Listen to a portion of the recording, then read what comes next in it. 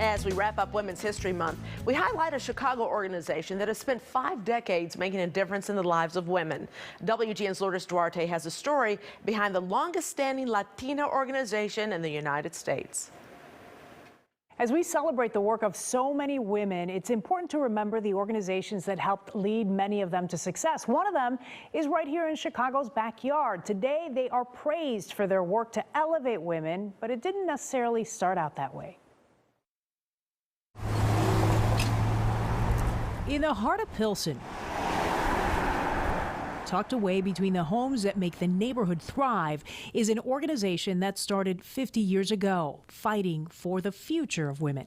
In the 70s, we have the women's movement, where women of color was left out of that movement. It was 1973 when Maria Mangual founded Mujeres Latinas en Acción, or Women in Action. It was a small storefront back then along 18th Street, as the neighborhood's immigrant community showed continued growth, but few tools to help women along a difficult road.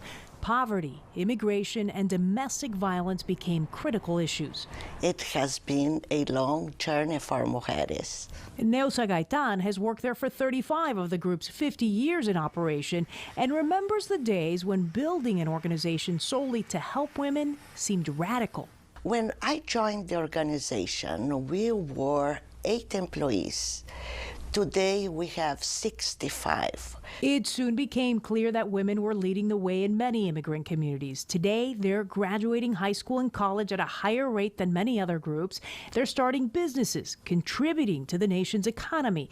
All positive accomplishments, unfortunately, slowed down by a pandemic. Latinas were more likely than other groups to drop out of the workforce during the last 2 years as service jobs dried up and keeping families healthy became a priority. All of that means Mujeres has had to help fill the gaps.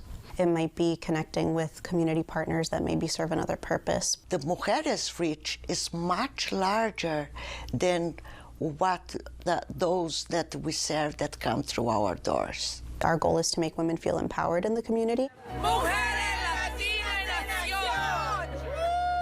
And elevating the Latina voice is a big part of their efforts. Andrea Carrillo, a community educator with Mujeres, says they don't just teach women about issues, but encourage them to speak up. And it's not just political or social. It might look like something on a personal level. It might look like them speaking up or trying to represent themselves at their child's school. The group that started and is best known for its efforts to fight domestic violence has evolved into so much more, investing in women every step of the way. We're still fighting against domestic violence, for women's opportunities, for economic empowerment, for access to health and reproductive health. Something that would be considered a success for us at this organization is that survivors feel full autonomy over themselves while also feeling supported by their community. Wonderful. I love the work you guys do. Thank you so much. And as we wrap up Women's History Month, Mujeres is entering April by bringing attention to National Sexual Assault Awareness Month. They've also started marking their 50-year anniversary, which will be officially celebrated next year. I'm Lourdes Duarte, WGN News.